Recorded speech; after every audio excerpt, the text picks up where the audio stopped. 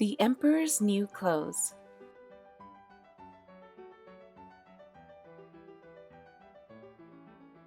Many years ago, there was an emperor who loved fine clothes. He did not care for hunting. He did not care for plays or opera. He was no lover of gourmet food or wine. His only ambition was always to be well dressed. He had a different coat for every hour of the day. He loved to walk about and show off his fancy outfits. One day, two strangers arrived in town. They were swindlers, but they said they were master weavers from a faraway land. They told the emperor that they could weave the most beautiful cloth in the world. They said that not only was their cloth beautiful, but it was also magical. It was specially woven so that only the most intelligent people could see it. Those who were ignorant could stare at the cloth all day and not see a thing. Astonishing, thought the emperor. I will have these men make a suit for me. When it is done, I will figure out who can see it.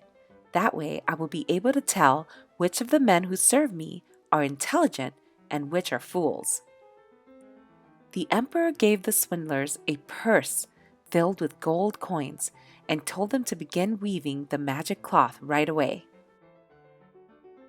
The swindlers set up 2 weaving looms and pretended to be weaving their wonderful cloth, but they had nothing at all on their looms.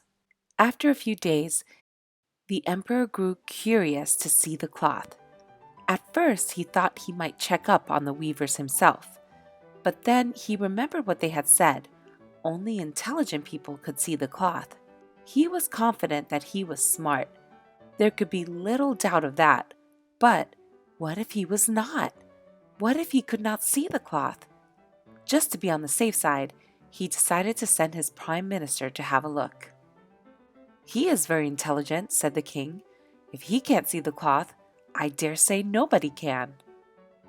The emperor called for the prime minister and sent him to check up on the weavers. The prime minister went to the room and peeked in. The 2 swindlers were working away at their looms.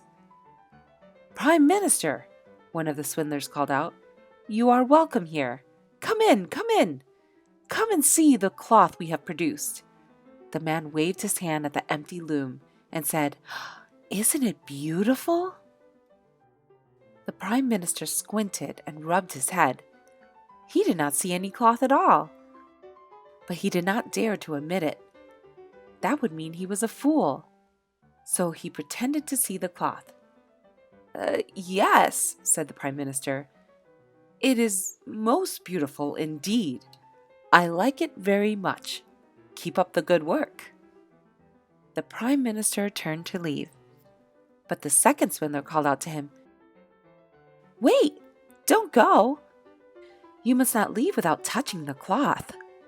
I think you will be impressed. We were just saying that it is the softest cloth we have ever created." The prime minister hesitated for a moment. Then he said, of course, and he walked up to one of the looms. He reached out his hand and rubbed his fingers together in the area where he thought the cloth must be. He could not feel anything, but he said, "It is very soft indeed. Why, it's lighter than air." "Thank you," said the first swindler. "We are pleased with what we have done, and we are making very good progress too. But we need a little more money, for thread and other materials, of course, you understand." Of course, said the prime minister. He reached into his pocket and pulled out a bag of coins, and then he handed the coins to the swindlers. The prime minister went back to the emperor and told him that the cloth was quite lovely and as soft as could be. He said he was confident that the emperor would like it. That was what the emperor had hoped to hear. The next day, he went to have a look for himself. After all, if his prime minister had seen the cloth, surely he could see it too. But when he stepped into the room where the 2 men had set up their looms, the emperor saw nothing on the looms. "This is terrible," he thought. "I don't see anything at all. What can this mean?" If the Prime Minister saw the cloth, it must be there. Then why can't I see it? Am I stupid? Am I unfit to be emperor? That would be the most dreadful thing that could happen to me. But out loud, he said, "It is magnificent, truly magnificent. Why, I have never seen cloth so lovely." "Shall we go ahead and make you a suit then, Your Majesty?" "Yes, yes, by all means," said the emperor. "You can get my measurements from the royal tailor." The two swindlers sat up late into the night, pretending to work on the suit. They wove more invisible cloth. They cut the air with scissors and stitched the wind with threadless needles. Other noblemen came to inspect the cloth, and all of them pretended to be able to see it, for they did not wish to appear stupid. Soon, the whole town was talking about the wonderful cloth and the emperor's new suit. At last, the day came when the emperor was to wear his new clothes in public. The two swindlers presented themselves in the emperor's dressing room at daybreak. "Here is the jacket," said the first swindler, holding up an empty hanger. "And here are the pants," said the other, holding one hand in the air. "What do you think of them?" All of the emperor's men agreed that the new clothes were splendid.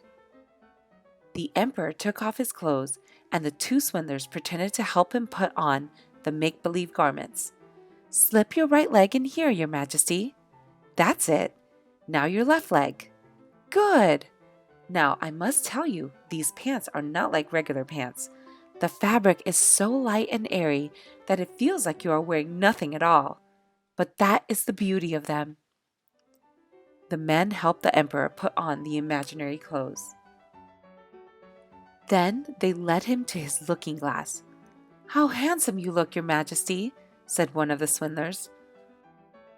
All of the courtiers nodded their heads in agreement. The emperor marched out of the dressing room and made his way out of the palace. Followed by many advisors and servants, he marched down the main street of town, with soldiers and bodyguards surrounding him on all sides. The streets were lined with great crowds. Everyone had heard about the emperor's new clothes, made of magic fabric that only the wise could see. "How lovely the emperor's new clothes are," one man said. "And how well they fit him," added a woman. None of them would admit that they could not see a thing. The emperor marched through the street, bursting with pride, showing off his brilliant new suit to everyone in the land. Much to his surprise, they all seemed to see what he could not, and so he was not going to be the one to tell them. Just then, a young child stepped out of the crowd and cried out, "He hasn't got anything on!" A hush fell over the crowd. For a few seconds, nobody said anything. Then everyone began to whisper, "The child is right! The emperor isn't wearing a thing!" Then people began to giggle and laugh as they cried out, "He hasn't got anything on!"